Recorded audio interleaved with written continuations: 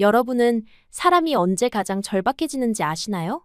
제 생각에는 배가 너무 아픈데 화장실이 안 보일 때라고 생각해요. 특히 차 막히는 고속도로에서 갑자기 신호라도 온다면 정말 너무나 절망적일 것 같아요. 다들 그런 경험 한번 있지 않으신가요? 오늘 이야기의 주인공은 요즘 말이 많은 주한미군 여성입니다. 멀리서 봐도 군복 입은 여성은 강인하게 느껴지죠. 그러나 군인도 사람인지라 배가 아플 때는 모두가 같은 심정이겠죠. 그녀도 급하게 온 신호에 간신히 찾은 화장실에 들어갔지만 초면인 한국 남자가 쾅 소리와 함께 화장실 문을 박살냈다고 합니다. 대체 이게 무슨 일이었을까요? 누가 더 절박했던 걸까요? 지금부터 대한민국에서 가장 절박했던 첫 만남의 이야기 들어보시죠. 구독과 좋아요는 감동블라썸 영상 제작에 큰 힘이 됩니다. 제 이름은 하퍼 브라운입니다. 미국 미네소타에서 자란 29살이고 한국에 파견된 지 이제 3개월이 채 되지 않은 주한미군이에요. 미국에서의 제 생활은 정말 단순했습니다. 아침 6시 기상, 단백질 위주의 식단, 규칙적인 루틴, 체력 단련, 그리고 임무 중심의 사고방식이 전부였어요. 매일 같은 시리얼에 같은 우유를 넣어 먹고 점심엔 샐러드와 구운 닭가슴살, 저녁엔 스테이크나 연어를 먹는 게 일상이었습니다. 그런 제가 한국에 도착해서 처음으로 받은 신선한 충격은 다름 아닌 음식이었어요. 부대 근처 식당에서 처음 맛본 된장찌개의 그 깊고 구수한 맛, 김치의 톡 쏘는 매콤함과 아삭함까지. 미국과는 완전히 다른 재료와 조리 방식이었는데도 묘하게 마음을 편안하게 만들어주는 맛이 있었습니다. 매콤하면서도 부드럽고 짭조름하면서도 따뜻한 그 맛에 어느새 저는 완전히 빠져들고 있었어요. 처음 일주일 동안은 부대 식당에서만 식사를 했습니다. 그런데 어느 날 동료가 부대 밖 한식당을 추천해주더군요. 조금 걸어가면 현지인들이 자주 가는 작은 식당이 있다고 거기 김치찌개가 정말 맛있다고 했어요. 호기심이 생긴 저는 그 다음 주부터 점심시간마다 그 식당을 찾기 시작했습니다. 처음엔 메뉴판을 읽는 것도 어려웠고 주문하는 것도 손짓 발짓으로 겨우 해냈어요. 그런데 신기한 건 매번 갈 때마다 그 맛이 조금씩 달랐다는 겁니다. 어떤 날은 김치가 더 신맛이 났고 어떤 날은 국물이 더 진했어요. 미국에서는 맥도날드든 서브웨이든 항상 똑같은 맛이 나오는 게 당연했는데 여기서는 그날그날의 기분에 따라 음식 맛이 달라지는 것 같았습니다. 그게 처음엔 불편했는데 점점 그런 변화가 기대되기 시작했어요. 오늘은 어떤 맛일까 하는 설렘 같은 게 생겼습니다. 식당 사장님도 제가 자주 오는 걸 눈치채셨는지 어느 날부터는 제가 들어서면 미소를 지으며 고개를 끄덕여 주셨어요. 한국말은 서툴렀지만 저도 열심히 인사를 드렸습니다. 사장님은 항상 김치찌개에 작은 반찬들을 더 많이 주셨고 가끔은 제가 못 먹을 것 같은 매운 음식이 나오면 걱정스러운 표정으로 저를 쳐다보시기도 했어요. 처음엔 이런 관심이 부담스럽기도 했는데 점차 따뜻한 배려라는 걸 깨달았습니다. 미국에서는 경험해보지 못한 종류의 친절이었어요. 식당에 다닌 지 한 달쯤 되었을 때 저는 이미 그곳에 단골이 되어 있었습니다. 다른 손님들도 저를 알아보고 가끔 고개를 끄덕여 인사해 주셨어요. 어떤 날은 옆 테이블 아주머니가 김치 담그는 법을 몸짓으로 설명해 주시기도 했습니다. 물론 대부분은 이해하지 못했지만 그 마음만으로도 충분히 감사했어요. 그렇게 한 달이 지나고 두 달이 지나면서 저는 점점 한국 음식에 깊이 빠져들었습니다. 김치찌개뿐만 아니라 된장찌개, 순두부찌개, 그리고 각종 나물 반찬들까지. 특히 콩나물 무침의 그 아삭한 식감과 은은한 참기름 향은 정말 중독적이었어요. 미국에서 먹던 음식들이 이제는 밋밋하게 느껴질 정도였습니다. 부대 동료들은 제가 한국 음식에 빠진 걸 신기해했어요. 대부분의 미군들은 햄버거나 피자 같은 서양 음식을 고집하는데 저는 오히려 한국 음식을 더 선호하게 되었으니까요. 어떤 동료는 제가 김치 냄새를 풍긴다고 농담하기도 했지만 저는 전혀 신경 쓰지 않았습니다. 그날도 평소와 다름없이 점심시간에 그 식당을 찾았어요. 오늘은 특별히 김치찌개가 더 맛있게 느껴졌습니다. 김치가 적당히 익어서 신맛과 단맛의 균형이 완벽했고 돼지고기도 부드럽게 잘 익어 있었어요. 두부는 국물을 머금어 촉촉했고 대파의 향긋함까지 더해져서 정말 환상적이었습니다. 평소에는 한 그릇이면 충분했는데 오늘은 너무 맛있어서 한 그릇을 더 시켰어요. 사장님이 놀라신 표정으로 저를 쳐다보셨지만 곧 웃으시며 두 번째 그릇을 가져다 주셨습니다. 그렇게 배가 불룩할 때까지 먹고 나니 정말 만족스러웠어요. 이런 맛을 미국에서는 절대 느낄 수 없었을 거라는 생각이 들었습니다. 식사를 마치고 나서 사장님께 정중히 인사를 드리고 식당을 나섰어요. 부대까지는 걸어서 15분 정도 거리였는데 오늘은 왠지 기분이 좋아서 천천히 걸으며 한국의 거리 풍경을 구경했습니다. 작은 카페들, 편의점, 그리고 한국 사람들의 바쁜 발걸음까지. 모든 게 미국과는 달랐지만 점점 익숙해지고 있었어요. 한국에 온 지 벌써 3개월이나 되었다는 게 믿어지지 않았습니다. 처음엔 모든 게 낯설고 어려웠는데 이제는 어느 정도 적응이 된 것 같았어요. 특히 음식 부분에서는 완전히 한국 스타일로 바뀌었다고 해도 과언이 아니었습니다. 그런데 부대까지 절반쯤 왔을 때 갑자기 배가 이상하다는 신호가 왔어요. 처음엔 그냥 배가 부른 느낌인 줄 알았습니다. 김치찌개를 2그릇이나 먹었으니까 당연하다고 생각했어요. 하지만 몇 걸음 더 걸으니까 그게 단순한 포만감이 아니라는 걸 깨달았습니다. 뱃속에서 뭔가 꿈틀거리는 느낌이 들기 시작했어요. 처음엔 소화가 잘 안 되는 정도인 줄 알았는데 시간이 지날수록 그 느낌이 점점 강해졌습니다. 마치 뱃속에서 뭔가가 활발하게 움직이고 있는 것 같았어요. 아, 이건 좀 이상한데. 라는 생각이 들 무렵 정말 갑작스럽게 복통이 밀려왔습니다. 마치 뱃속에서 폭풍이 일어나는 것 같은 느낌이었어요. 처음엔 참을 만했는데 시간이 지날수록 점점 심해졌습니다. 배가 꼬이는 듯한 통증과 함께 식은땀이 등줄기를 타고 흘러내렸어요. 이런 경험은 처음이었습니다. 미국에서 살 때도 가끔 배탈이 난 적은 있었지만 이렇게 갑작스럽고 강렬한 건 처음이었어요. 아마도 평소보다 많이 먹었거나 아니면 김치의 자극적인 성분이 제 위장에 영향을 준 것 같았습니다. 걸음을 멈추고 잠시 서서 심호흡을 해봤지만 복통은 더욱 심해졌어요. 이제는 정말 참기 힘든 수준이었습니다. 주변을 둘러보니 사람들이 바쁘게 오가고 있었지만 제 상황을 도와줄 수 있는 사람은 보이지 않았어요. 이때 제가 깨달은 건 미국과 한국의 결정적인 차이점이었습니다. 미국이었다면 길 어디서든 맥도날드나 스타벅스 아니면 대형마트를 찾아 들어가면 됐을 거예요.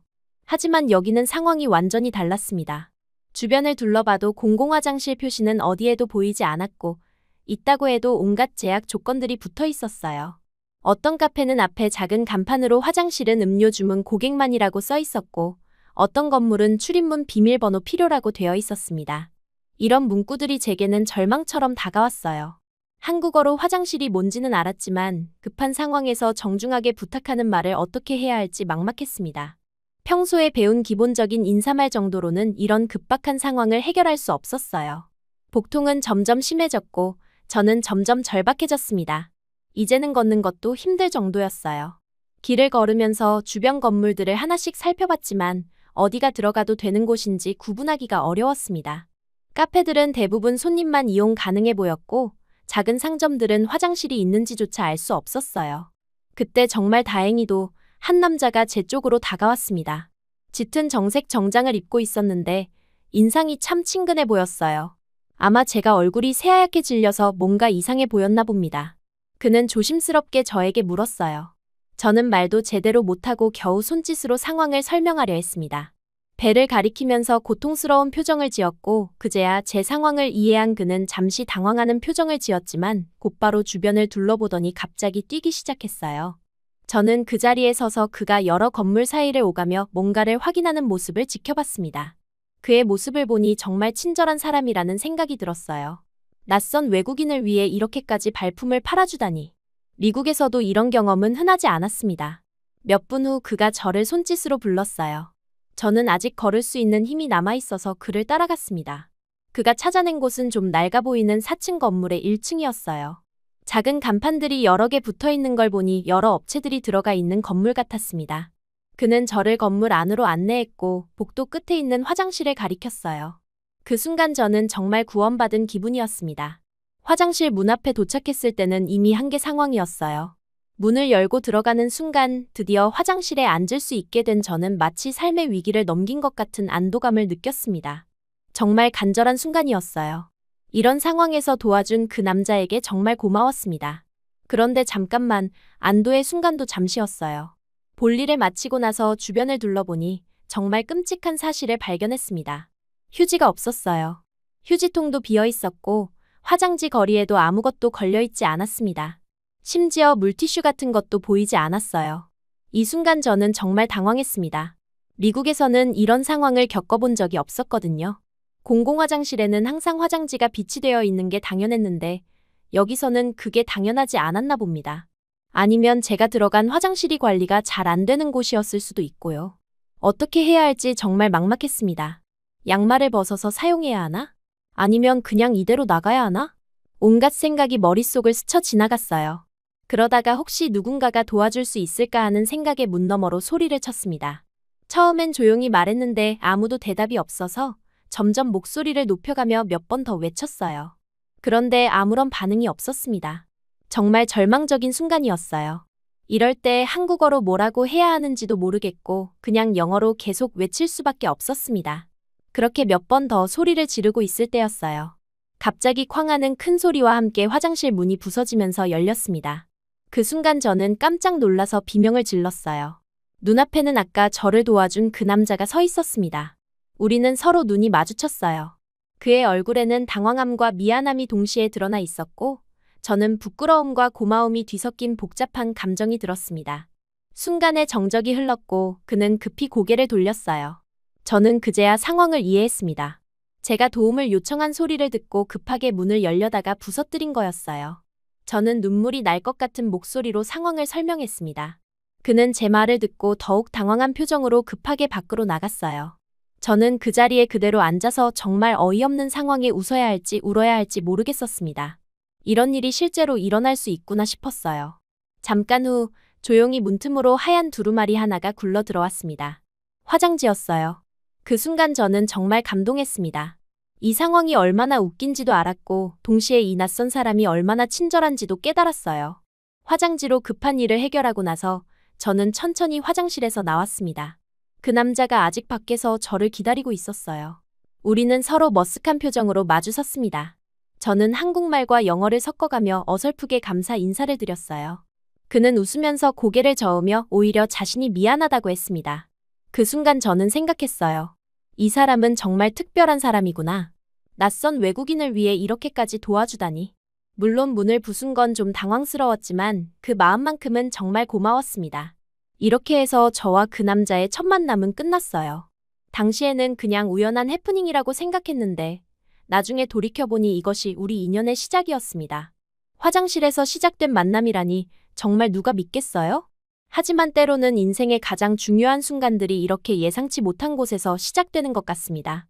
그날 이후로 저는 한국 음식을 먹을 때마다 조금 더 조심하게 되었어요. 그리고 항상 주변에 화장실이 어디 있는지 미리 확인하는 습관이 생겼습니다. 화장실에서 나온 후 저와 그 남자는 서로 무엇을 해야 할지 모르는 채로 서 있었어요. 부서진 문은 그대로 삐걱거리며 반쯤 열린 채였고 저희 둘 다 이 상황을 어떻게 처리해야 할지 당황스러워했습니다. 그때 건물 어딘가에서 급한 발걸음 소리가 들려왔고 곧 한 아저씨가 나타났어요. 그분은 이 건물의 경비원인 듯 했습니다. 부서진 화장실 문을 보더니 깜짝 놀라며 저희를 번갈아 쳐다봤어요. 상황을 파악하기 위해 여러 질문을 하셨는데 저는 한국어가 서툴러서 제대로 답변하기 어려웠습니다. 다행히 그 남자가 상황을 차근차근 설명해드렸어요. 경비 아저씨는 처음엔 이해할 수 없다는 표정이었습니다. 화장실 문이 부서진 이유가 휴지 때문이라는 게 믿어지지 않으신 것 같았어요. 하지만 그 남자가 정중하게 상황을 재설명하자 점차 이해하시는 듯 했습니다. 그러고 나서 누군가는 이 문 수리비에 대한 책임을 져야 한다고 말씀하셨어요. 저는 급하게 제 신분을 밝혔습니다. 주한미군이라는 걸 말씀드리니 경비 아저씨 표정이 조금 달라졌어요. 아마 외국인이고 특히 미군이라는 신분 때문에 어떻게 처리해야 할지 고민이 되셨을 거예요. 저는 최대한 정중하게 수리비를 제가 부담하겠다고 약속드렸습니다.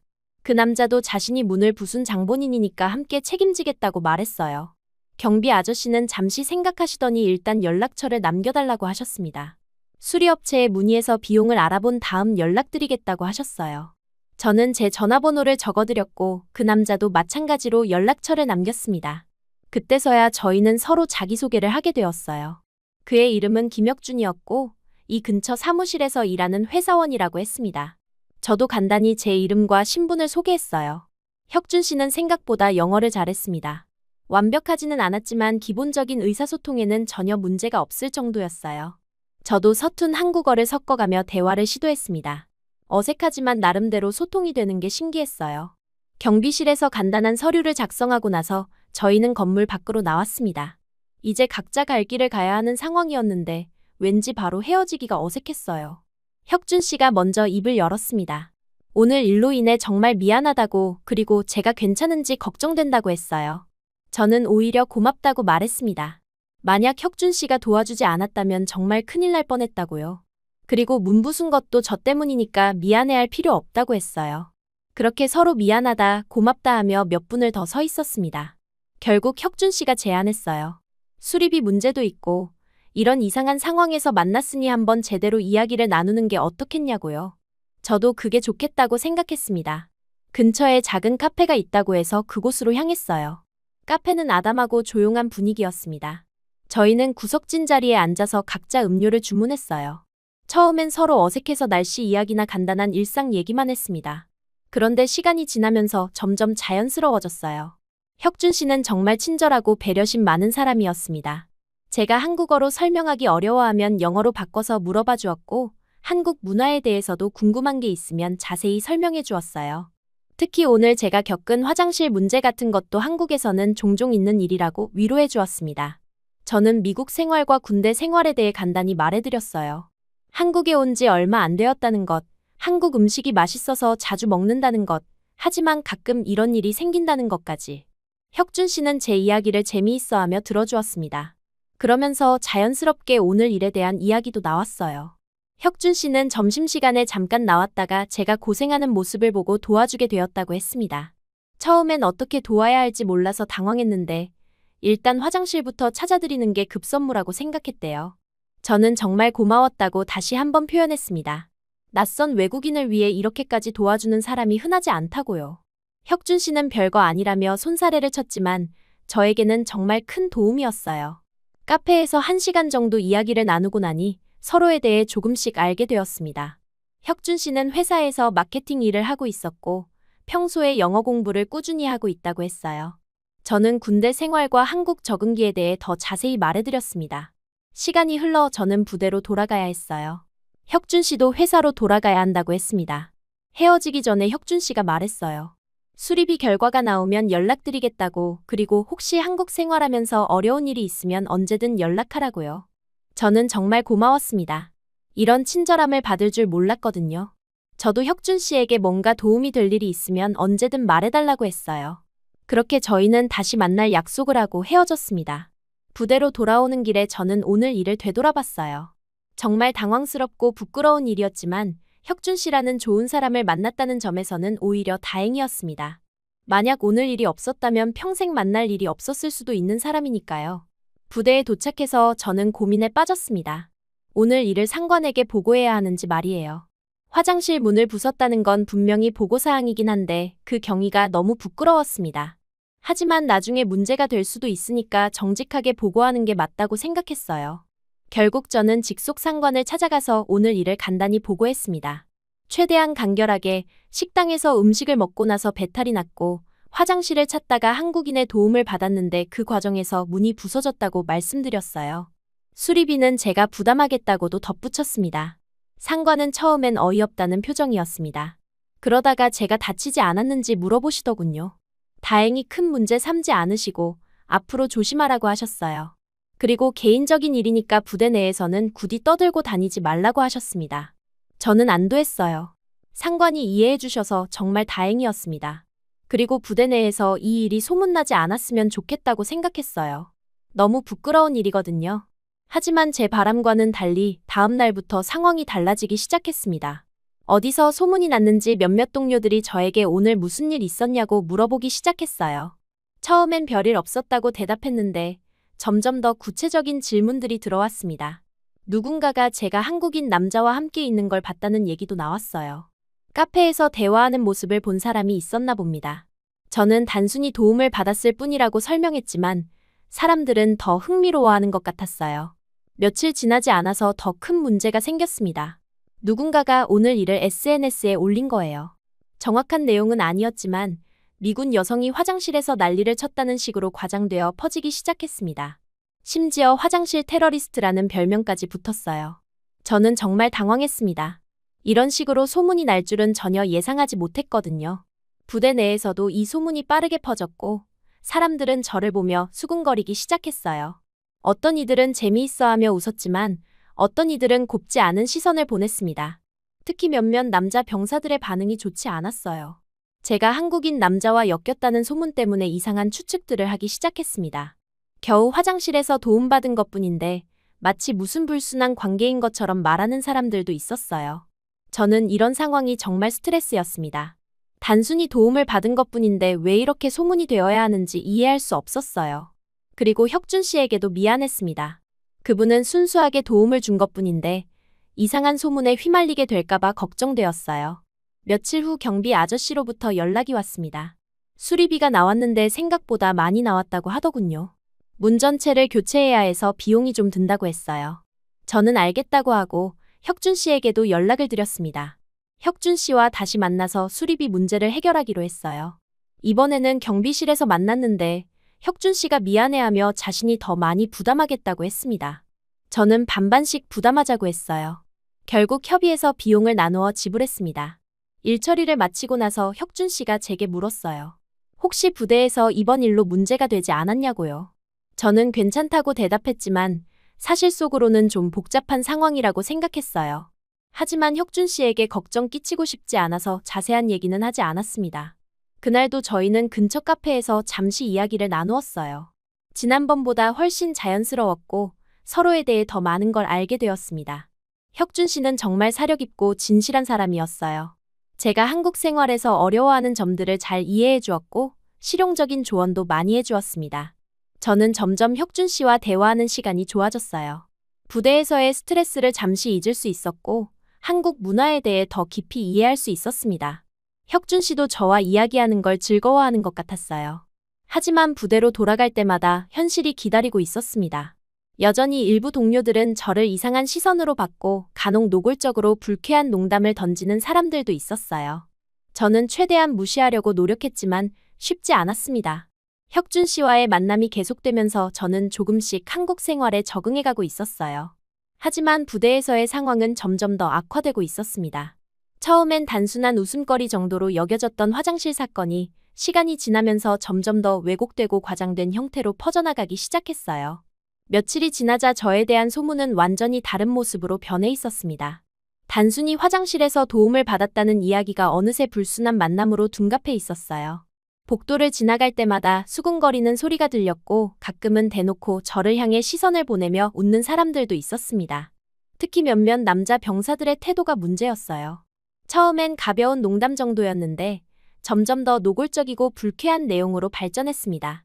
제가 지나가면 일부러 큰 소리로 얘기하는 것 같았어요. 마치 저에게 들리라고 하는 것처럼 말이죠. 어느 날 식당에서 점심을 먹고 있는데 몇 테이블 떨어진 곳에서 제 얘기를 하는 게 들렸습니다. 화장실에서 한국 남자와 뭘 했는지 모르겠다는 식의 내용이었어요. 그리고 요즘 주한미군 여자들이 다 임신해서 전역하는 게 아니냐는 말까지 나왔습니다. 저는 정말 충격이었어요. 단순히 도움을 받은 것뿐인데 어떻게 이런 식으로 얘기할 수 있는지 이해할 수 없었습니다. 그리고 무엇보다 혁준 씨에게 미안했어요. 그분은 정말 순수한 마음으로 저를 도와준 것뿐인데 이상한 소문에 휘말리게 된 거잖아요. 며칠 더 지나자 상황은 더욱 심각해졌습니다. 아예 대놓고 저를 놀리는 사람들이 생겼어요. 제가 지나가면 일부러 화장실 얘기를 꺼내거나 한국어로 이상한 말들을 중얼거렸습니다. 물론 저도 그게 무슨 뜻인지 대충 알 수 있었어요. 가장 힘들었던 건 동료 여군들의 반응이었습니다. 일부는 저를 동정하는 눈빛으로 봤지만 일부는 오히려 저를 멀리하기 시작했어요. 아마 자신들까지 이상한 소문에 휘말릴까봐 걱정했던 것 같습니다. 그래서 저는 점점 더 혼자가 되어갔어요. 업무 시간에도 영향을 받기 시작했습니다. 제가 뭔가 말하면 동료들이 진지하게 받아들이지 않는 것 같았어요. 마치 저를 믿을 수 없는 사람으로 보는 것 같았습니다. 이런 상황이 계속되자 저는 점점 위축되었어요. 혁준 씨와 만날 때도 조심스러워졌습니다. 혹시 누군가가 보고 또 이상한 소문을 만들어낼까봐 걱정되었거든요. 하지만 혁준 씨는 그런 제 상황을 이해해 주었고 오히려 더욱 배려해 주었어요. 사람들이 잘 안 보는 곳에서 만나자고 제안해 주기도 했습니다. 그럼에도 불구하고 저는 혁준 씨와의 만남을 포기할 수 없었어요. 부대에서의 스트레스가 심해질수록 혁준 씨와 보내는 시간이 더욱 소중하게 느껴졌습니다. 그분과 이야기할 때만은 제가 온전한 저 자신이 될 수 있었거든요. 어느 날 저녁, 혁준 씨가 제게 솔직하게 물어봤어요. 정말 괜찮은지, 너무 힘들면 만남을 잠시 중단하는 게 어떨지 말이에요. 저는 그 말을 듣고 오히려 더 확신하게 되었습니다. 이런 상황에서도 제 걱정을 해주는 혁준 씨야말로 정말 좋은 사람이라는 거요. 저는 혁준 씨에게 말했어요. 힘들긴 하지만 이겨낼 수 있다고, 그리고 혁준 씨와의 만남이 오히려 큰 힘이 된다고요. 혁준 씨는 안도하는 표정을 지으며 제게 힘내라고 격려해 주었습니다. 하지만 부대에서의 상황은 계속 악화되었어요. 특히 제임스라는 병사가 가장 문제였습니다. 그는 평소에도 여군들을 우습게 보는 경향이 있었는데 제게는 특히 더 심했어요. 아마 한국인과 엮였다는 게 마음에 안 들었나 봅니다. 제임스는 기회가 있을 때마다 저를 놀렸어요. 제가 한국 음식을 먹으면 또 화장실 갈 거냐고 묻거나 한국 남친은 잘 지내냐고 비꼬는 식으로 말했습니다. 처음엔 무시하려고 노력했지만 점점 참기 어려워졌어요. 어느 날은 제가 혁준 씨와 만났다가 부대로 돌아오는데 제임스가 일부러 저를 기다리고 있더군요. 어디 갔다 오냐고 물으면서 한국어로 이상한 말들을 중얼거렸어요. 저는 그냥 지나치려고 했는데 제임스가 더 큰 소리로 말하기 시작했습니다. 그때 참았던 화가 터져나왔어요. 저는 제임스에게 그만하라고 말했습니다. 하지만 제임스는 오히려 더 신이 나서 다른 병사들까지 불러 모으기 시작했어요. 그리고 저에 대한 온갖 추측들을 늘어놓기 시작했습니다. 저는 정말 화가 났지만 참았어요. 여기서 더 큰 문제를 만들고 싶지 않았거든요. 하지만 제임스는 계속해서 혁준 씨에 대해 나쁜 말들을 했습니다. 그 순간 저는 더 이상 참을 수 없었어요. 며칠 후 결정적인 사건이 일어났습니다. 점심시간에 식당에서 식사를 하고 있는데 제임스와 그의 동료 몇 명이 제 근처 테이블에 앉았어요. 그리고 일부러 크게 얘기하기 시작했습니다. 제가 임신한 게 아니냐는 둥, 그래서 저녁을 준비하고 있는 게 아니냐는 둥 말도 안 되는 소리들을 했어요. 그리고 한국 남자들은 다 그런 목적으로 미군 여성들에게 접근한다는 식의 인종차별적인 발언까지 나왔습니다. 저는 숟가락을 놓고 그들을 쳐다봤어요. 하지만 그들은 멈추지 않았습니다. 오히려 더 노골적으로 혁준 씨를 비하하는 말들을 늘어놓기 시작했어요. 그 순간 저는 더 이상 참을 수 없었습니다. 저는 자리에서 벌떡 일어나서 그들에게 다가갔어요. 그리고 큰 소리로 말했습니다. 그 사람은 당신들보다 훨씬 더 용감하고 따뜻한 사람이라고, 어디서 그런 변태 같은 농담으로 사람을 재단하냐고 소리쳤어요. 식당 전체가 조용해졌습니다. 모든 사람들이 저를 쳐다보고 있었어요. 제임스와 그 동료들도 당황한 표정이었습니다. 아마 제가 이렇게 강하게 반발할 줄은 몰랐나 봐요. 저는 계속 말했습니다. 혁준 씨가 어떤 사람인지, 얼마나 친절하고 배려심 많은 사람인지 설명했어요. 그리고 그런 사람을 모르면서 함부로 평가하지 말라고 했습니다. 제 목소리는 떨리고 있었지만 말만큼은 분명하게 했어요. 하지만 결과는 좋지 않았습니다. 며칠 후 저는 상관에게 불려갔어요. 식당에서의 소동 때문에 징계를 받게 되었다는 통보였습니다. 공공장소에서 큰 소리를 내고 동료들과 갈등을 일으켰다는 이유였어요. 저는 정말 억울했습니다. 제가 먼저 시작한 게 아니라 계속 괴롭힘을 당한 끝에 터진 건데 오히려 제가 징계를 받게 된 거예요. 하지만 어쩔 수 없었습니다. 상관 앞에서는 그냥 잘못했다고 인정할 수밖에 없었어요. 겉으로는 아무렇지 않은 척했지만 마음은 정말 힘들었습니다. 이런 부당한 상황을 겪으면서 저는 이곳에서 더 이상 버틸 수 없다는 생각이 들기 시작했어요. 매일매일이 스트레스의 연속이었고 앞으로도 계속 이런 식일 것 같았습니다. 그날 밤 저는 혁준 씨에게 연락했어요. 오늘 있었던 일을 모두 털어놓았습니다. 혁준 씨는 정말 미안해했고 자신 때문에 제가 이런 고생을 하고 있다며 자책했어요. 저는 혁준 씨에게 말했습니다. 이건 혁준 씨 잘못이 아니라고, 오히려 이런 상황에서 저를 지지해주는 혁준 씨가 있어서 버틸 수 있다고요. 그리고 더 이상 이런 환경에서 지내고 싶지 않다고 솔직하게 털어놓았어요. 혁준 씨는 제 마음을 이해해준다고 했습니다. 그리고 제가 어떤 결정을 내리든 지지해주겠다고 약속해 주었어요. 그 말을 듣고 저는 마음이 조금 편해졌습니다. 며칠 더 고민한 끝에 저는 중요한 결정을 내렸어요.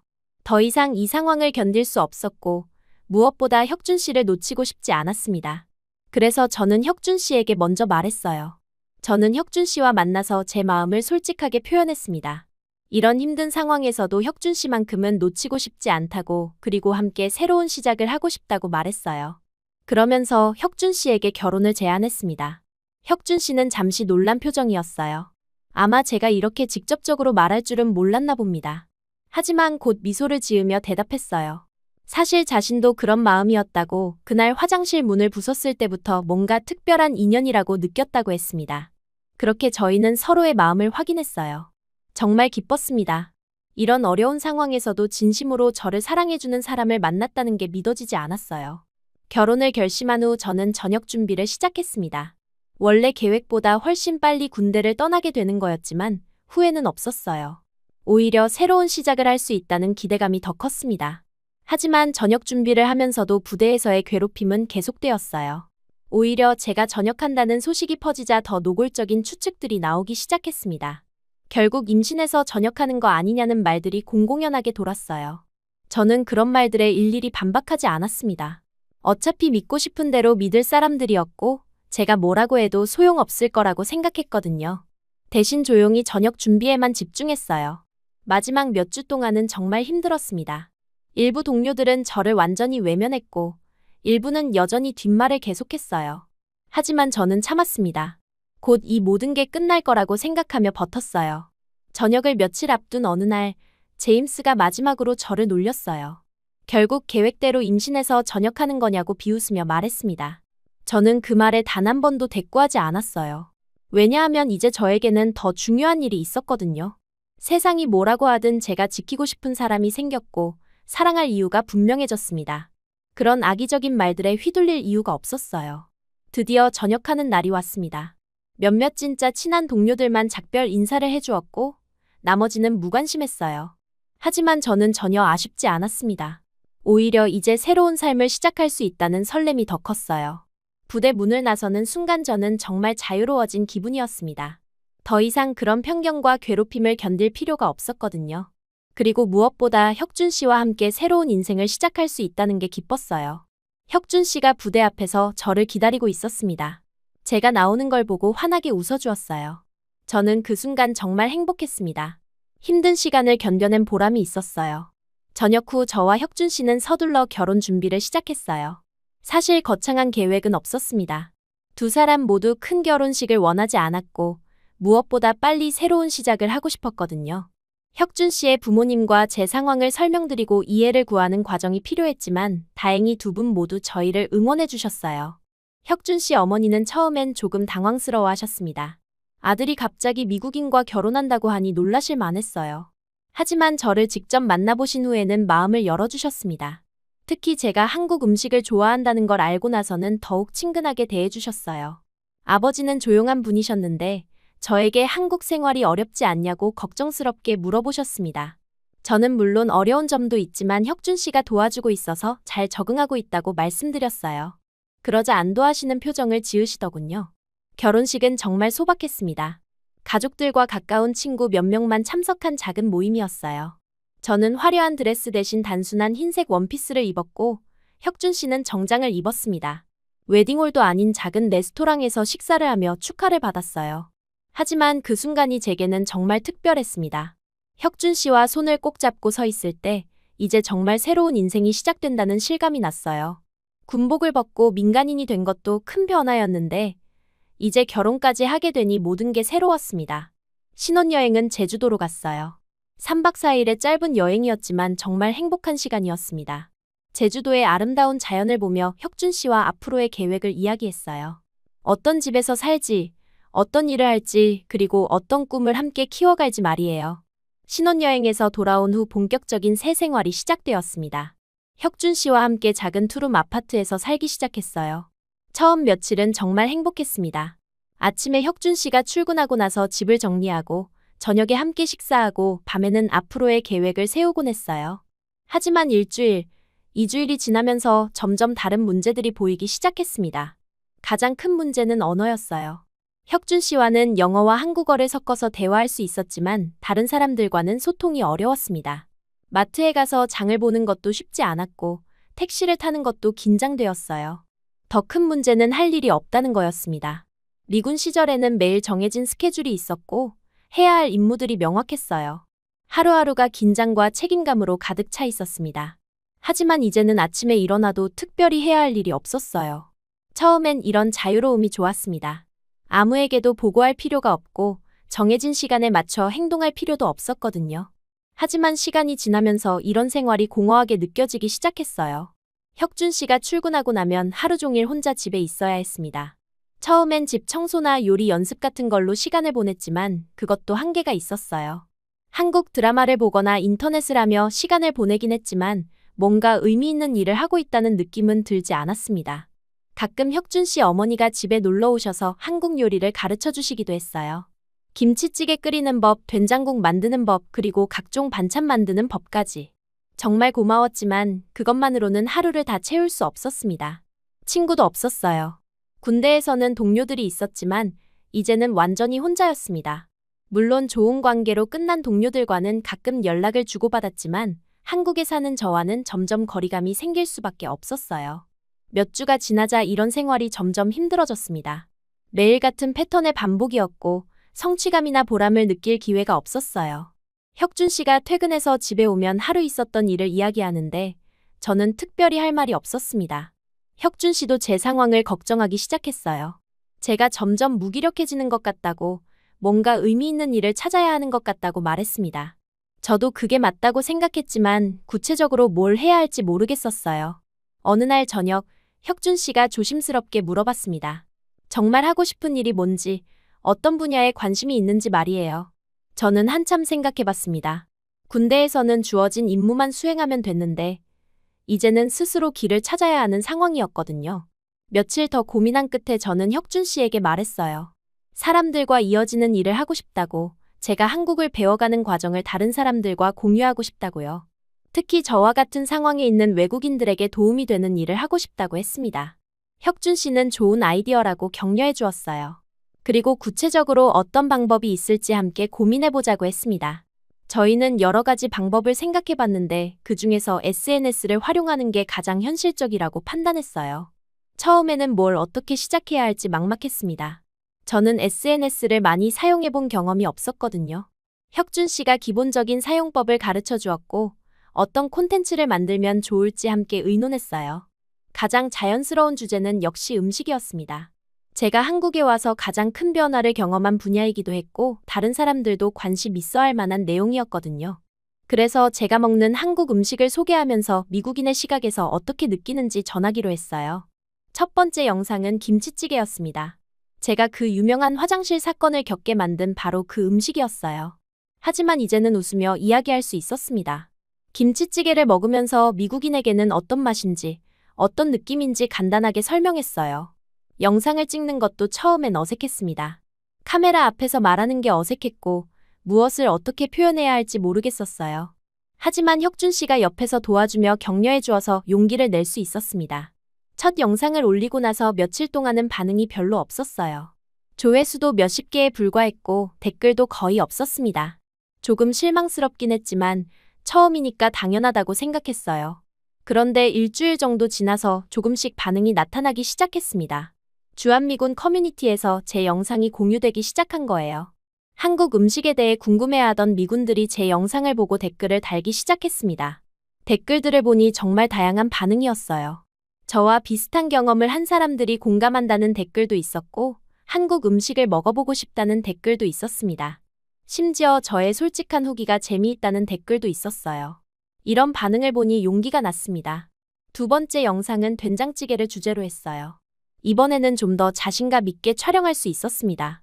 된장찌개의 깊은 맛과 구수함에 대해 설명하면서 미국의 어떤 음식과 비슷한 느낌인지도 비교해서 설명했어요. 두 번째 영상의 반응은 첫 번째보다 훨씬 좋았습니다. 조회수도 몇백 개까지 올라갔고 댓글도 많이 달렸어요. 특히 제가 음식을 먹고 나서 솔직하게 표현하는 반응들이 재미있다는 평가가 많았습니다.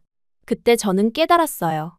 사람들이 원하는 건 완벽한 설명이 아니라 진솔한 경험담이라는 걸요. 제가 실제로 겪은 일들을 솔직하게 공유하는 게 오히려 더 매력적일 수 있다는 생각이 들었습니다. 세 번째 영상에서는 조금 더 과감하게 접근해봤어요. 김치에 대한 영상이었는데 처음 김치를 먹었을 때의 충격적인 경험부터 지금까지 김치와의 관계 변화를 이야기했습니다. 그리고 마지막에 농담 삼아 김치가 변비에 좋다는 얘기도 덧붙였어요. 이 영상이 터닝 포인트였습니다. 김치와 소화에 대한 제 솔직한 이야기가 많은 사람들의 관심을 끌었어요. 특히 같은 경험을 한 외국인들이 많이 공감해 주었습니다. 조회수가 1000개를 넘어갔고 댓글도 폭발적으로 늘어났어요. 사람들은 제가 한국 음식과 소화 문제를 유머러스하면서도 진솔하게 다루는 방식을 좋아했습니다. 어떤 댓글에서는 제가 한식 소화 전문가 같다고 하기도 했어요. 그래서 저는 이 방향으로 콘텐츠를 계속 만들어 보기로 했습니다. 네 번째 영상에서는 좀 더 구체적으로 들어갔어요. 된장이 장 건강에 미치는 영향에 대해 제 경험을 바탕으로 설명했습니다. 미국에서 먹던 음식과 한국 음식의 차이, 그리고 그것이 소화에 미치는 영향까지. 물론 의학적인 전문 지식은 없었지만 제 개인적인 경험은 생생하게 전달할 수 있었어요. 이 영상도 큰 호응을 얻었습니다. 특히 장 건강에 관심 있는 사람들이 많이 봐주었어요. 댓글에서는 더 구체적인 질문들이 쏟아졌고, 저는 최대한 성실하게 답변하려고 노력했습니다. 몇 주가 지나자 제 채널에 고정 구독자들이 생기기 시작했어요. 주로 주한미군이나 한국에 거주하는 외국인들이었지만 한국인 구독자들도 조금씩 늘어났습니다. 한국인들은 외국인이 한국 음식을 어떻게 받아들이는지 궁금해했던 것 같아요. 구독자가 늘어나면서 영상 제작에도 더 신경을 쓰게 되었습니다. 화질이나 음질을 개선하고 편집도 조금씩 배워가며 더 보기 좋게 만들려고 노력했어요. 혁준 씨도 많이 도와주었고 가끔은 영상에 같이 출연해서 한국인의 시각을 제공해주기도 했습니다.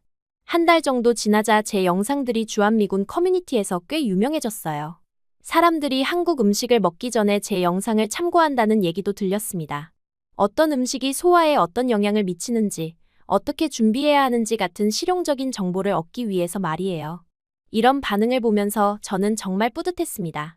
제가 겪은 시행착오들이 다른 사람들에게는 유용한 정보가 되고 있다는 걸 알았거든요. 무엇보다 집에만 있던 무기력한 생활에서 벗어나 의미 있는 일을 하고 있다는 느낌이 들었어요. 어느 날은 한 주한미군 여성분이 개인 메시지를 보내주셨어요. 제 영상 덕분에 한국 음식에 대한 두려움을 극복하고 새로운 음식들을 시도해볼 용기가 생겼다는 내용이었습니다. 그리고 저처럼 한국인과 결혼을 앞두고 있는데 제 영상이 큰 도움이 된다고 했어요. 이런 메시지를 받을 때마다 저는 제가 하는 일이 정말 의미 있다는 확신이 들었습니다. 단순히 조회수나 구독자 수가 늘어나는 것보다 실제로 누군가에게 도움이 되고 있다는 게 더 중요했어요. 2달 차에 접어들면서 저는 한식 소화 인플루언서라는 별명을 얻게 되었습니다. 처음에는 좀 웃긴 별명이라고 생각했는데 시간이 지나면서 오히려 제 정체성을 잘 표현하는 말이라는 생각이 들었어요. 영상 주제도 점점 다양해졌습니다. 특정 음식에 대한 리뷰뿐만 아니라 한국 식문화에 대한 전반적인 이야기, 외국인이 한국에서 식당을 이용할 때 알아두면 좋은 팁들, 그리고 한국 음식을 처음 접하는 사람들을 위한 가이드까지. 콘텐츠의 폭이 넓어지면서 구독자층도 더 다양해졌어요. 가장 인기가 좋았던 영상 중 하나는 한국 음식으로 인한 나의 소화기 변화 3개월 기록이었습니다. 제가 한국에 와서 겪은 신체적 변화들을 솔직하게 기록한 영상이었는데 많은 사람들이 자신의 경험과 비교하며 공감해 주었어요. 이런 활동을 하면서 저는 점점 한국 생활에 자신감이 생겼습니다. 처음엔 언어도 서툴고 문화도 낯설어서 위축되어 있었는데 이제는 제가 가진 독특한 경험이 오히려 장점이 될 수 있다는 걸 깨달았어요. 혁준 씨도 제 변화를 보며 정말 기뻐했습니다. 집에서 무기력하게 지내던 모습에서 활기차고 목표가 있는 모습으로 바뀐 제 모습이 보기 좋다고 했어요. 그리고 제가 하는 일에 대해 항상 응원해주고 격려해 주었습니다. 제 채널이 안정적으로 성장하면서 예상치 못한 기회들이 찾아오기 시작했어요. 구독자가 10,000명을 넘어서면서 한국 언론에서도 관심을 보이기 시작했고 가끔 작은 인터뷰 요청이 들어오곤 했습니다. 하지만 정작 큰 변화를 가져온 건 미국에서 온 연락이었어요. 어느 날 오후 제게 영어로 된 이메일이 하나 왔습니다. 미국의 한 방송국에서 보낸 것이었어요. 한국 음식으로 건강을 회복한 주한미군 여성에 대한 이야기가 화제가 되고 있다며 특파원과의 인터뷰 방송에 출연해볼 의향이 있는지 묻는 내용이었습니다. 처음엔 장난인 줄 알았어요. 제가 그렇게 유명한 사람도 아닌데 미국 방송국에서 연락이 올 리가 없다고 생각했거든요. 하지만 이메일을 자세히 읽어보니 정말 진짜였습니다. 제 SNS 채널을 보고 연락했다고 하더군요. 혁준 씨에게 이 얘기를 하니 정말 놀라워했어요. 그리고 좋은 기회니까 꼭 해보라고 격려해 주었습니다. 저도 처음엔 조금 망설였지만 결국 도전해보기로 했어요. 제 이야기가 더 많은 사람들에게 전해질 수 있다면 의미 있는 일이라고 생각했거든요. 방송국 담당자와 몇 번 이메일을 주고받으며 세부 사항을 정했습니다. 서울에 있는 스튜디오에서 촬영하고 미국으로 송출하는 방식이었어요. 주제는 한국 음식이 가져온 변화였고 대략 10분 정도의 인터뷰 형식이었습니다. 촬영 전날 밤, 저는 정말 긴장했어요. 지금까지는 제 방에서 혼자 카메라 앞에서 이야기하는 것뿐이었는데 이번에는 제대로 된 방송 출연이었거든요. 혁준 씨가 옆에서 계속 격려해 주었지만 잠이 잘 오지 않았습니다. 당일 아침 일찍 스튜디오에 도착했어요. 생각보다 큰 규모였고 전문적인 장비들이 가득했습니다. 스태프들도 많았고 모든 게 제가 상상했던 것보다 훨씬 본격적이었어요. 처음엔 정말 위축되었습니다. 메이크업을 받고 대기실에서 기다리고 있는데 PD가 와서 미안하다며 양해를 구했어요. 원래 미리 대본을 주기로 했는데 급한 일이 생겨서 늦어졌다고 했습니다. 곧 가져다 주겠다고 하더군요. 시간이 흘러 촬영 시작 30분 전이 되었는데도 대본이 오지 않았어요. PD는 계속 연락을 시도하고 있었지만 대본을 준비하던 작가가 교통체증에 걸려서 늦어지고 있다고 했습니다. 점점 시간은 촉박해지고 스튜디오는 어수선해졌어요. 결국 촬영 10분 전 PD가 급하게 저에게 와서 말했습니다. 대본 없이 자유롭게 이야기하는 방식으로 가면 어떻겠냐고요. 사실 그게 더 자연스럽고 진정성 있을 수도 있다고 하더군요. 저는 당황했지만 어쩔 수 없다고 생각했어요. 어차피 제 이야기를 하는 건데 대본이 없어도 할 수 있을 거라고 생각했습니다. PD에게 괜찮다고 대답했어요. 카메라 앞에 앉았을 때는 정말 떨렸습니다. 빨간불이 들어오고 녹화가 시작되었어요. 진행자가 간단하게 저를 소개한 후 어떻게 한국 음식과 인연을 맺게 되었는지 물어봤습니다. 처음엔 조심스럽게 대답했어요. 한국에 와서 처음 한식을 접했을 때의 경험, 그리고 점차 적응해가는 과정에 대해 말했습니다. 하지만 뭔가 재미없고 형식적인 느낌이었어요. 진행자가 더 구체적인 경험담을 요청했습니다. 특별히 기억에 남는 에피소드가 있는지 물어보더군요. 그 순간 저는 고민했어요. 정말 솔직하게 말해야 할까? 아니면 적당히 순화해서 말해야 할까? 그런데 갑자기 용기가 났습니다. 어차피 제 채널에서 늘 솔직하게 이야기해왔는데 지금 와서 포장할 필요가 있을까 싶었거든요. 그래서 저는 그 유명한 화장실 사건을 이야기하기로 했어요. 하지만 그냥 말로만 설명하기에는 뭔가 부족하다고 생각했습니다. 그래서 몸짓과 표정을 활용해서 더 생생하게 전달해보기로 했어요. 마치 제 채널에서 하던 것처럼 말이에요. 김치찌개를 먹고 복통이 시작되는 순간부터 화장실을 찾아 헤매는 과정까지 모든 걸 몸짓으로 표현했습니다. 배를 움켜쥐며 고통스러워하는 표정, 급하게 화장실을 찾아다니는 모습, 그리고 마침내 화장실에 도착했을 때의 안도감까지. 특히 김치의 강력한 효과를 설명할 때는 정말 열정적으로 했어요. 김치가 얼마나 크레이지한 음식인지, 아침에 먹으면 정말 폭탄이 나온다는 걸 온몸으로 표현했습니다. 스튜디오에 있던 모든 사람들이 웃기 시작했어요. 3분 정도 계속 이런 식으로 설명했는데 중간에 PD가 웃음을 참지 못해서 소리를 내기도 했습니다. 저는 더욱 신이 나서 계속 열정적으로 설명했어요. 마치 제 방에서 영상을 찍을 때처럼 자연스럽게 말이에요. 이야기를 마쳤을 때 스튜디오 전체가 박수를 쳤습니다. 진행자도 정말 재미있었다며 웃고 있었어요. PD는 이런 진짜 리얼한 이야기가 훨씬 좋다고 했습니다. 나머지 인터뷰는 훨씬 수월했어요. 이미 분위기가 편해졌고 저도 긴장이 많이 풀렸거든요. 한국 음식이 제 건강에 미친 긍정적인 영향, 그리고 앞으로의 계획 등에 대해 자연스럽게 이야기할 수 있었습니다. 촬영이 끝나고 PD가 저에게 말했어요. 처음 화장실 이야기 부분이 정말 인상적이었다고, 편집하지 않고 그대로 내보내고 싶다고 하더군요. 저는 괜찮다고 대답했습니다. 방송은 일주일 후에 나갔어요. 저는 혁준 씨와 함께 집에서 시청했습니다. 제 모습이 화면에 나오는 게 정말 신기했어요.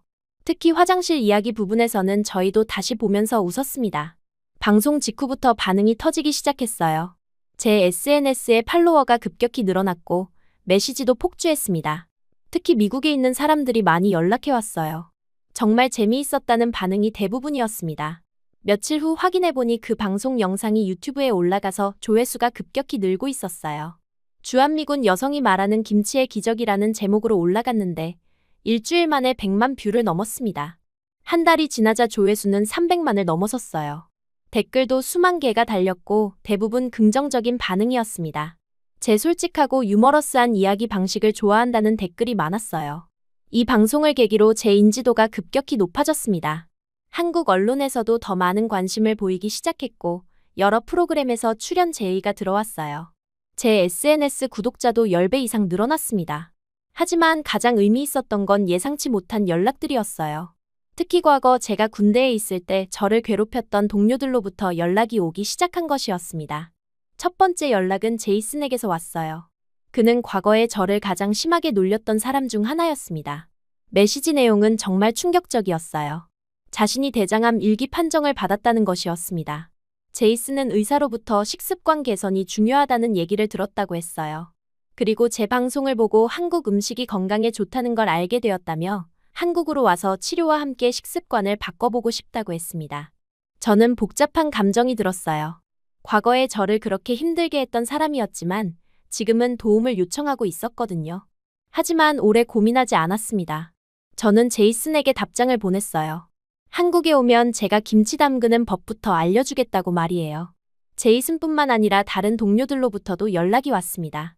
마이클은 한국 여성과 온라인에서 만나 사귀게 되었는데 한국 문화를 더 알고 싶어서 연락했다고 했어요. 데이비드는 단순히 제 방송이 재미있어서 한국 여행을 계획하고 있다고 했습니다. 가장 놀라웠던 건 과거 저를 화장실 테러리스트라고 부르며 놀렸던 그룹 중 한 명인 브라이언의 연락이었어요. 그는 스트레스성 위장 장애로 고생하고 있는데 제 이야기를 보고 한국 음식이 도움이 될 수 있을지 궁금하다고 했습니다. 저는 이런 연락들을 받으면서 정말 묘한 기분이었어요. 과거에 저를 괴롭혔던 사람들이 이제는 저에게 도움을 요청하고 있다니. 하지만 복수하고 싶다는 생각은 전혀 들지 않았습니다. 오히려 제가 겪은 경험이 다른 사람들에게 도움이 될 수 있다는 게 뿌듯했어요. 몇 주 후 제이슨이 정말로 한국에 왔습니다. 저는 혁준 씨와 함께 그를 공항에서 맞이했어요. 처음엔 서로 어색했지만 곧 자연스러운 대화가 이어졌습니다. 제이슨은 과거 자신의 행동에 대해 진심으로 사과했어요. 저는 제이슨을 집으로 초대해서 한국 음식을 대접했습니다. 김치찌개, 된장국 그리고 여러 반찬들을 준비했어요. 제이슨은 처음엔 조심스러워했지만 점점 한국 음식의 매력에 빠져갔습니다. 며칠 동안 제이슨과 함께 시간을 보내면서 저는 많은 걸 느꼈어요. 과거의 갈등이나 상처보다는 지금 이 순간 서로 도움을 주고받을 수 있다는 게 더 중요하다는 걸 깨달았습니다. 제이슨은 한국에서 몇 주를 머물면서 정말 많은 변화를 보였어요. 한국 음식에 적응하고 규칙적인 식사를 하면서 건강도 좋아졌습니다. 무엇보다 마음의 여유가 생긴 것 같았어요. 마이클도 한국에 와서 저를 찾아왔습니다. 그는 한국 여자친구와 함께 왔는데 정말 행복해 보였어요. 저는 그들에게 한국의 데이트 문화나 음식 문화에 대해 설명해 주었습니다. 데이비드는 한국 여행 중에 저를 만났는데 제가 추천한 음식들을 하나씩 시도해보며 정말 즐거워했어요. 그는 여행 내내 제게 사진을 보내며 한국 음식 체험기를 공유해 주었습니다. 브라이언은 아직 한국에 오지는 못했지만 미국에서 한국 음식을 찾아 먹기 시작했다고 연락이 왔어요. 그리고 정말로 위장 상태가 좋아지고 있다며 고마움을 표현했습니다. 이런 일들을 겪으면서 저는 깨달았어요. 제가 한국에서 겪은 모든 경험들이 심지어 그 부끄러웠던 화장실 사건까지도 모두 의미가 있었다는 걸요. 그런 경험들이 있었기에 지금 다른 사람들에게 도움을 줄 수 있게 된 거니까요. 과거에 저를 괴롭혔던 사람들이 이제는 저를 찾아와 도움을 요청하는 상황이 정말 신기했어요. 하지만 그들을 원망하거나 복수하려는 마음은 전혀 없었습니다. 오히려 그들도 각자의 어려움이 있었고 지금은 서로 도움이 될 수 있다는 게 더 중요했어요. 제 방송을 통해 한국에 관심을 갖게 된 사람들이 점점 늘어났습니다. 단순히 음식뿐만 아니라 한국 문화 전반에 대해 궁금해하는 사람들도 많았어요. 저는 그런 분들께 최대한 도움이 되고 싶었습니다. 어느 날 제이슨이 저에게 말했어요. 한국이 자신에게는 새로운 희망이 되었다고요. 단순히 치료를 위해 온 것이었는데 여기서 새로운 삶의 방식을 배우고 있다고 했습니다. 그 말을 들으니 정말 뿌듯했어요. 다른 친구들도 비슷한 얘기를 했습니다. 한국이 자신들에게는 새로운 가능성의 땅이라고요. 누군가에게는 건강을 위한 곳이고, 누군가에게는 사랑을 찾은 곳이고, 또 누군가에게는 새로운 경험을 할 수 있는 곳이라고 했어요. 저는 이런 이야기들을 들으면서 정말 자랑스러웠습니다. 제가 사랑하게 된 이 나라가 다른 사람들에게도 희망이 되고 있다는 게 말이에요. 예전에는 제가 한국에 적응하느라 힘들어했는데, 이제는 오히려 한국을 다른 사람들에게 소개하는 역할을 하고 있었어요. 혁준 씨도 이런 변화를 보며 정말 기뻐했습니다. 저와 함께 과거 동료들을 만나면서 갈등이 화해로 바뀌는 과정을 지켜볼 수 있어서 뜻깊었다고 했어요. 그리고 제가 하는 일이 정말 의미 있다고 격려해 주었습니다. 제 채널도 이런 스토리들을 소재로 더욱 풍성해졌어요. 과거 동료들의 한국 적응기, 그들이 겪는 변화 과정, 그리고 한국 음식이 가져다주는 치유의 이야기까지. 콘텐츠가 더욱 다양해지고 깊이도 생겼습니다. 무엇보다 저 자신이 성장했다는 걸 느꼈어요. 과거의 상처나 원망에 매여 있지 않고 현재와 미래에 집중할 수 있게 되었습니다. 그리고 제 경험이 다른 사람들에게 도움이 될 수 있다는 확신도 생겼어요.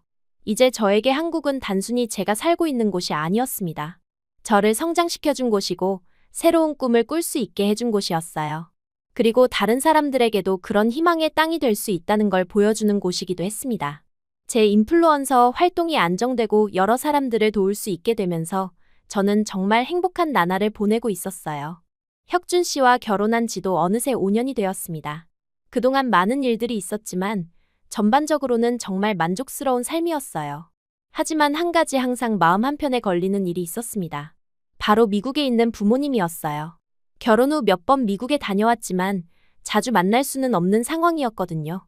화상통화로 안부를 확인하긴 했지만 직접 만나서 이야기하는 것과는 다른 느낌이었습니다. 어느 날 어머니로부터 영상통화가 왔는데 화면 속 어머니의 모습이 예전과 달랐어요. 얼굴이 많이 창백해 보였고 표정도 전보다 지쳐 보였습니다. 무슨 일인지 물어보니 최근 들어 소화가 잘 안 되고 속이 자주 불편하다고 하시더군요. 아버지 상황은 더 심각했습니다. 자주 속이 더부룩해서 식사를 거르는 일이 많아졌다고 했어요. 병원에 가서 검사도 받아봤지만 특별한 이상은 없다고 하고 스트레스성 소화불량이라는 진단만 받으셨다고 했습니다. 어머니가 특히 걱정스러워하시는 건 아버지가 음식에 대한 두려움을 갖게 되었다는 거였어요. 먹으면 속이 아플까봐 점점 소식하게 되고 그러다 보니 체중도 많이 빠지셨다고 했습니다. 약도 먹고 있지만 별로 나아지지 않는다며 이제는 먹는 것 자체가 무섭다고 하시더군요. 그 말씀을 들으니 제 가슴이 콕 찔렸어요. 한국에 와서 음식이 제 삶을 어떻게 바꿔놓았는지 몸소 체험했기 때문에 부모님의 상황이 남의 일 같지 않았습니다. 특히 아버지가 음식에 대한 두려움을 갖고 계시다는 게 정말 마음 아팠어요.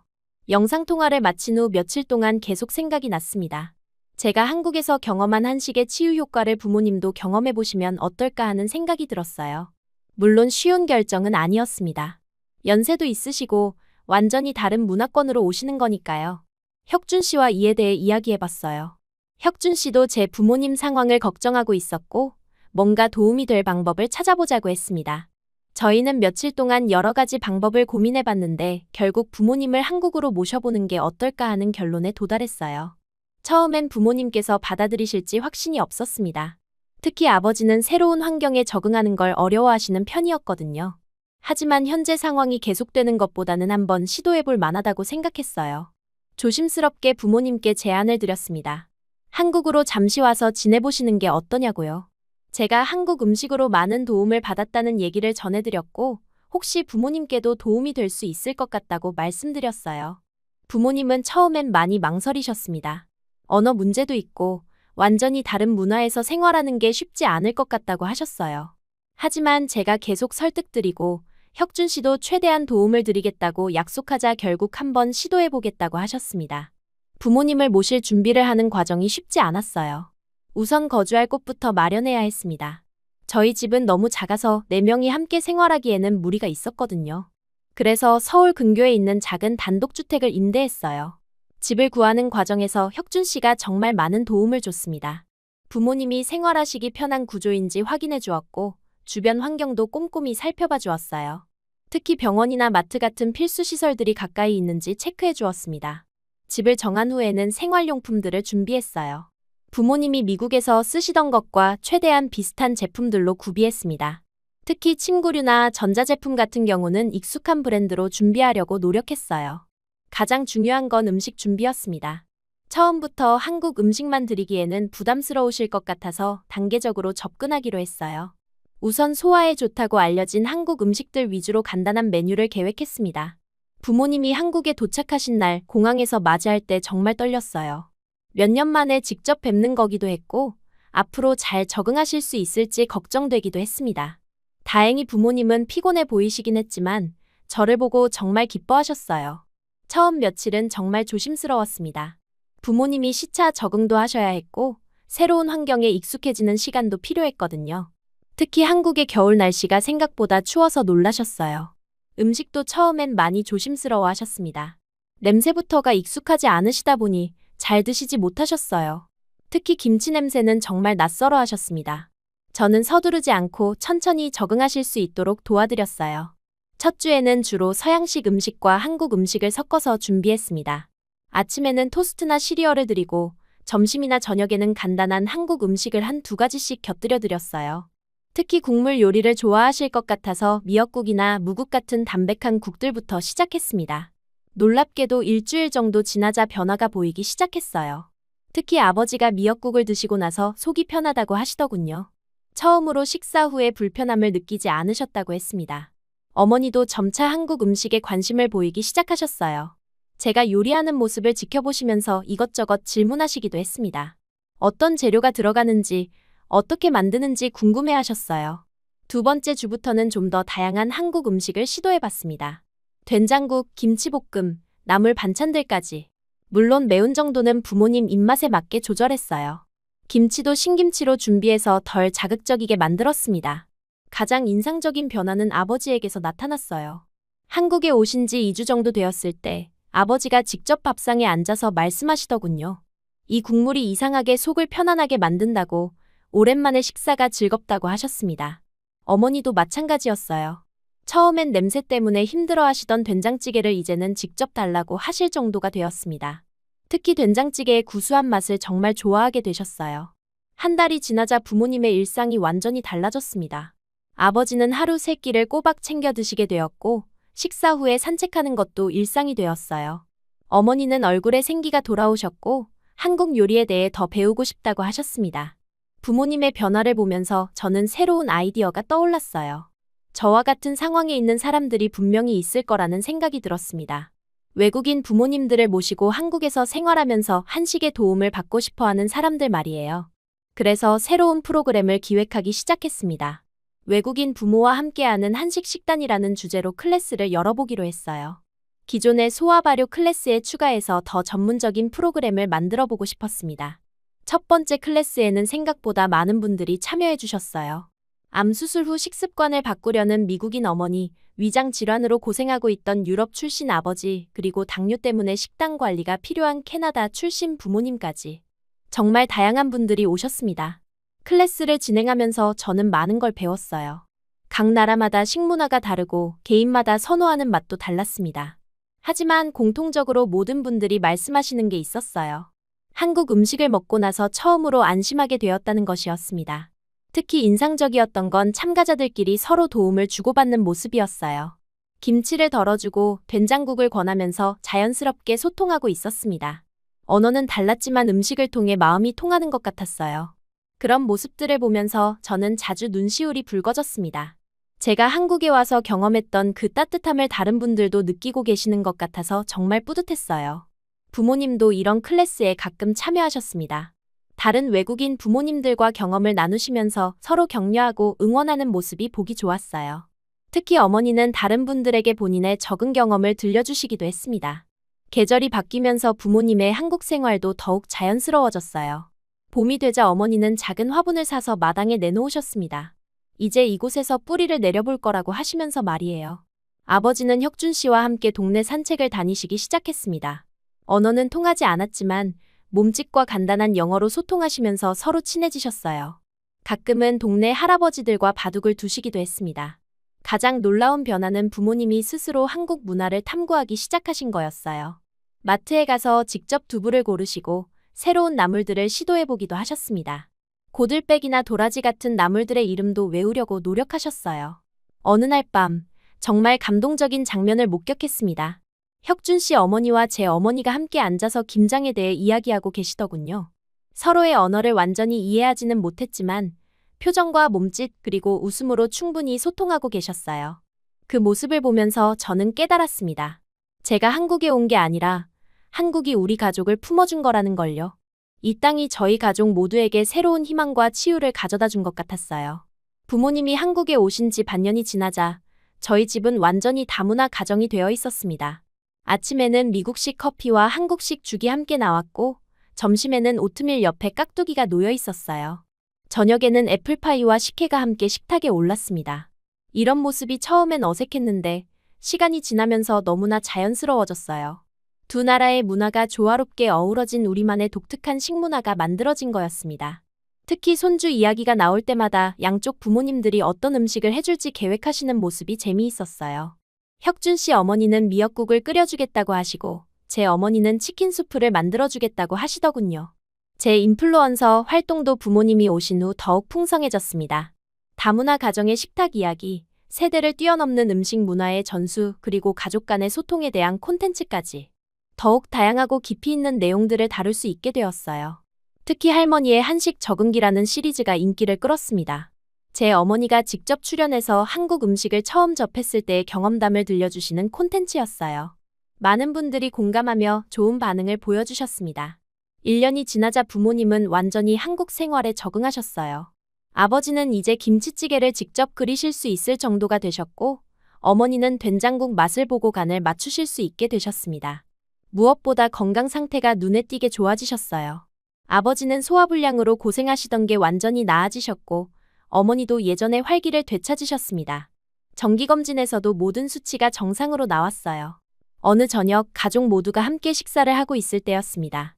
식탁에는 정말 다양한 음식들이 올라와 있었어요. 김치찌개에 불고기, 샐러드, 빵, 그리고 각종 반찬들까지. 두 나라의 음식이 자연스럽게 어우러진 모습이었습니다. 그 순간 저는 마음 깊이 느꼈어요. 이게 바로 제가 꿈꿔왔던 집이라는 걸요. 국경이나 문화의 경계를 넘어서 사랑과 이해로 하나가 된 가족. 서로 다른 배경을 가지고 있지만 함께 성장하고 치유받는 공간. 혁준 씨도 이런 변화를 정말 기뻐했습니다. 처음엔 부모님들이 적응하실 수 있을지 걱정했는데 이제는 오히려 더 큰 가족이 된 것 같다고 하더군요. 특히 아버지와 혁준 씨가 서로 한국어와 영어를 가르쳐주면서 소통하는 모습이 보기 좋다고 했어요.